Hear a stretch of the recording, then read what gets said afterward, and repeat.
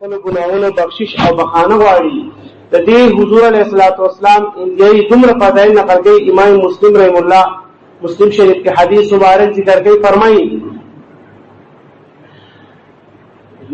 اللہ تعالی افرح بتوبة العبد. نبی علیہ السلام فرمایي چې خامخا الله تعالی د یو بنده په توبه باندې د دین هم زیات خوشاليږي. چې د پوهې لپاره نبی علیہ السلام یو مثال ذکر کوي. وای مثال دا دی چې د بنده په استغفار او په توبه الله د دین هم زیات خوشاليږي چې بلا تشبیه یو بنده دی. هغه په یو پلات یو بیابان کې دی روان دی، د سره د سورلۍ دا هغه سورلۍ باندې اس وغیرہ سیز دی وسره د په خوراک خپل خو دی او به په هم خو دی ضرورت س اشیاء چې دی هغه په دې سوري باندې تړل دي. او د ستړی شو د سورلۍ نه کوشش چیرې آرام وو کوم وبو اوس کوم پروټې وو خرم دمه شم بیا خپل سفر چې دا په کومه بیابان دی زمبا او دې په دغه دی کې ډړوي او چې ورګه لګ دمه شم بیا په ځان روټي وغیرہ دا وو خرم پرې کې سترګې پټی شي او دې ودشي. نبی اسلام پروي دې ودشو په دې وخت کې او دا سورلې شو په مخه په یو طرف باندې لاړه. ډېر اویخ شو را پاس سترګې وغړولې نو سورلې شته او به په هغه یو سخت ګرمي ده او به په هغه دی خوراک په هغه دی او دې پیادت له هم نشي. د یو طرف ته سوس خپل لوس مطابق منډه وهي بل طرف ته چې خدای سورلې بچته دی او چا به بولی خو د اس درک دا غسورلې ونه لګي. اخر دې د نور شي چې د کهاله شي د ولګي د لاسا او د تند د لاسا د ګرمۍ د لاسا دی وګورځيږي. پس دې راشي خپل حضرت او سټ تسملی چې رضا سم بد نور زما زر افطار نشم کوله، سفر نشم کوله، خوراک نشته، اسکاټ نشته، خو اسیم زمر کېګما او سده د مرګ په نیت باندې ودا سره ډډه ولګي او بس پروتي الله یادې او حالات داسې شي چې نور د ګرځېدو نه دی وته. وسوغ د په دې قصات کې بیا د سترګې پټې شي دي. نبی رسول الله فرمایي او ناصاف سترګې جوړولې چې ګوري هغه سورلې په خوا کې ولاړه کما سورلې باندې چې د خوراک سکا کو غیره دی هغه ارصد ته بالکل د په خوا کې رډي ولاړه د ډیر زیات خوشاله شي او د ډیر خوشالۍ نه ډیر اپاسي او داغې نه غبراوالي هغه اوس کی او خوراک او د ډیر خوشالۍ نه ډیر خطا شي او د وایي چې اللهم انت عبدي وانا ربک، اللهم انت عبدي وانا ربک. یا الله ته زما بندي او زه دې رب یم.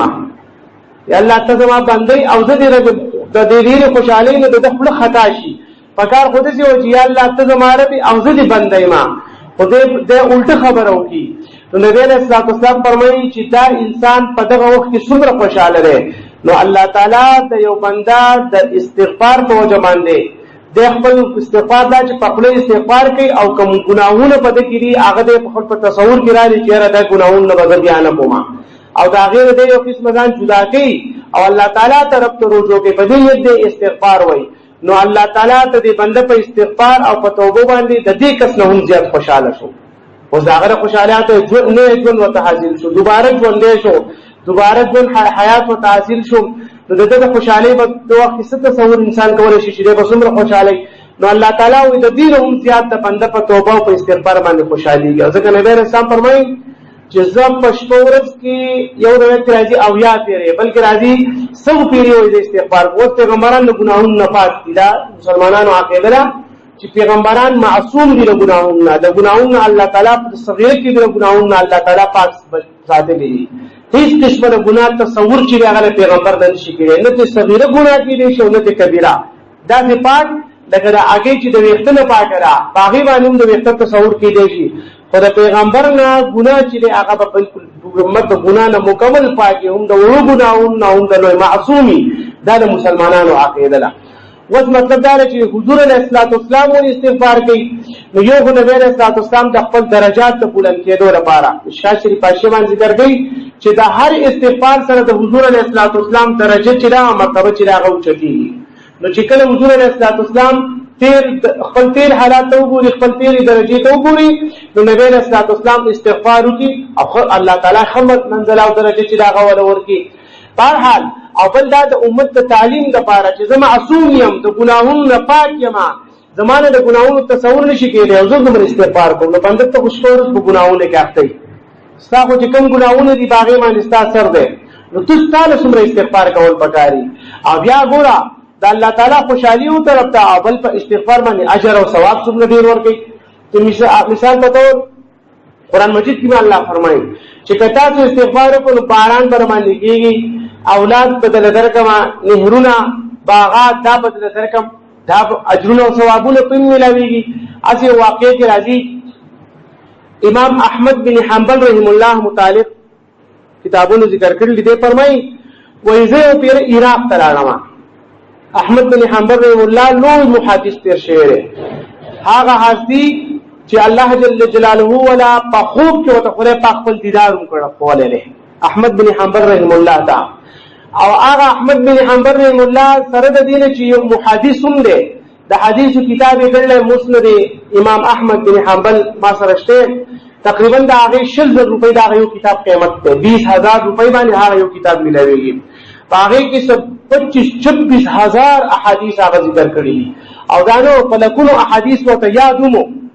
نو محدث ته هم فقيه دی او هم د خپل څلور مذهبونو چې کوم په دنیا کې رایج دي او چلیږي په دې کې یو مذهب د امام احمد بن حنبل رحم الله.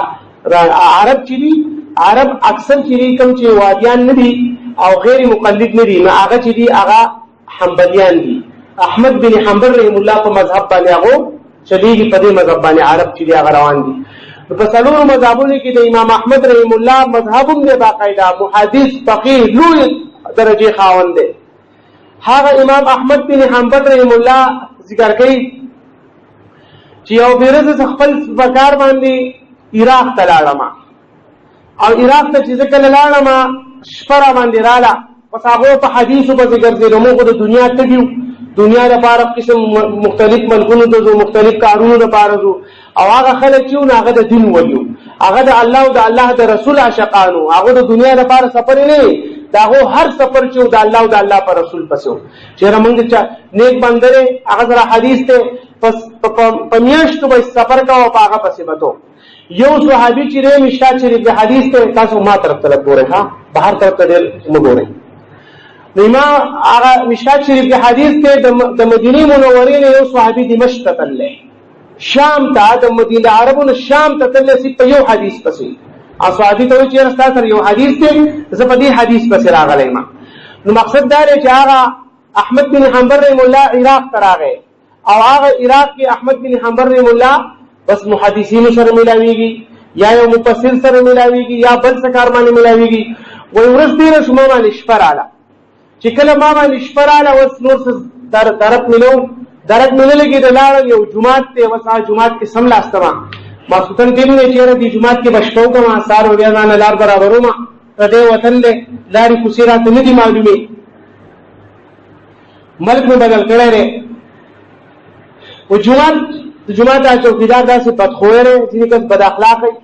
ما په سره کې مې مسکه ما چې بس مې مې مجي مسافر اندابر لار راته نه معلومه خدا ته خوري کور دې کې بشکاو کوم سار وزما بنا د جمعات کې سوګره پریدم جمعات ته وزدا ته ما ته پر لار نه معلومه نه مې کور دلته نږدې شته نه مې څوک رشتہ دار شته نه مې څوک متعلقین شته او دې جمعات کې دا پاتې بشم بل څه نشته بس هر دې کې پاتې کېږي بار پاتې جمعات نه وزا جمعات بندو ما سړی سره مې خبر راځي سړی په جمعات کې مانو پری وي جمعات نه پزور وې زه ونه شو دې راخ کوم ته جمعات نه وزله جمعات نه پزور بس سړی دې جمعات نه بهر کړم او حیران شو په هوسټل په لار شمه کم طرف ته لار شمه دا حیران وس ولاړې ما او سړی لار په مخه باندې جمعات رانه بن کو جمعات کې د شپې ته سوګر پرې لما وې کاته بری کې سړی را روان دي جو اغم دین دی کې انسان دی رسوان دی ما ته داري ما بس راغې وسو کې ما چې نور دین مې مدبل وطن راغله ما جمعات کې نشو چې پرې نه خورم هغه ما پس راځه لاس ته ونی هم زبر بوزم ځان سره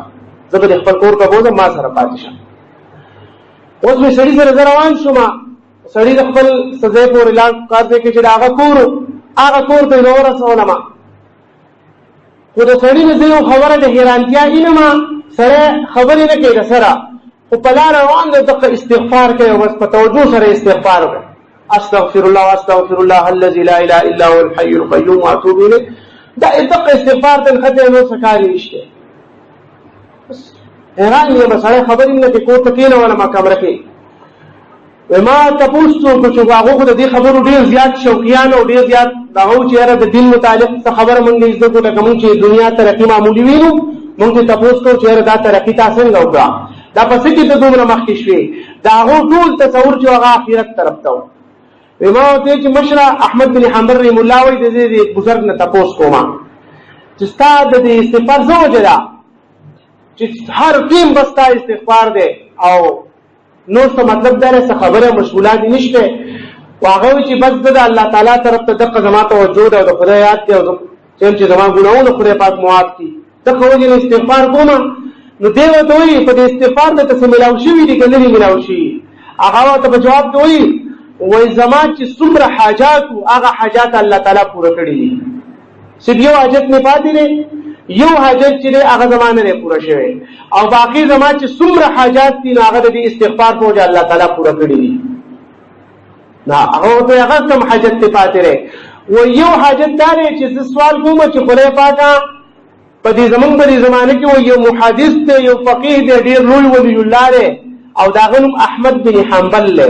او د احمد بن حنبل ته سره لګیاره وای زم چې احمد بن حنبل زیارت راته او خدای پاک داغه سره می ملاقات نصیب کړي، داغه سره می ملاقات نه شي نو ټول حاجات پوره شي دي. اته دا خبر واورید نه هغه ته د احمد بن حنبل یم او دا حاجت پوره شو.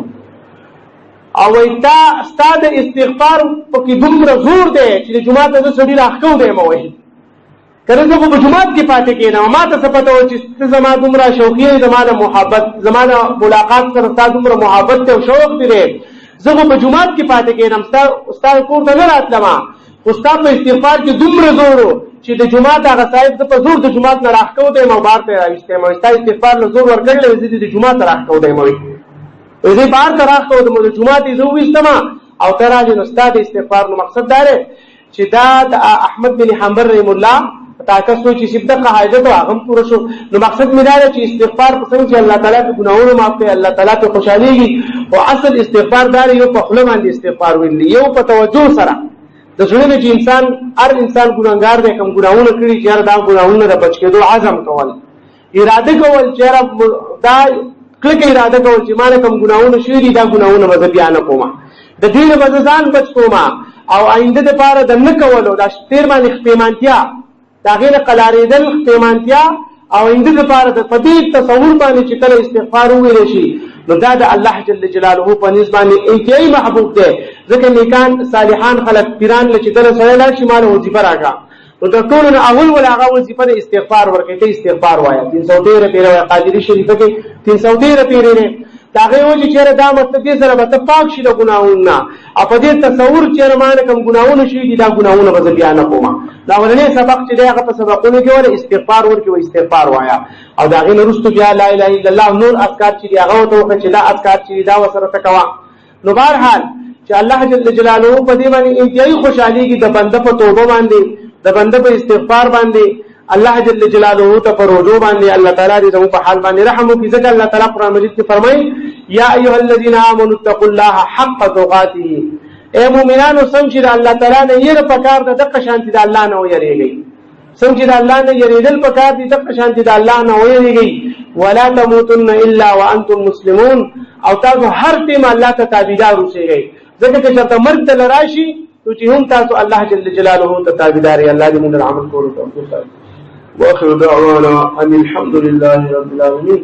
اللهم ربنا آتنا في الدنيا حسنة وفي الآخرة حسنة وقنا عذاب النار وتوفنا مع الأبرار يا عزيز يا غفار. وصلى الله تعالى على خير.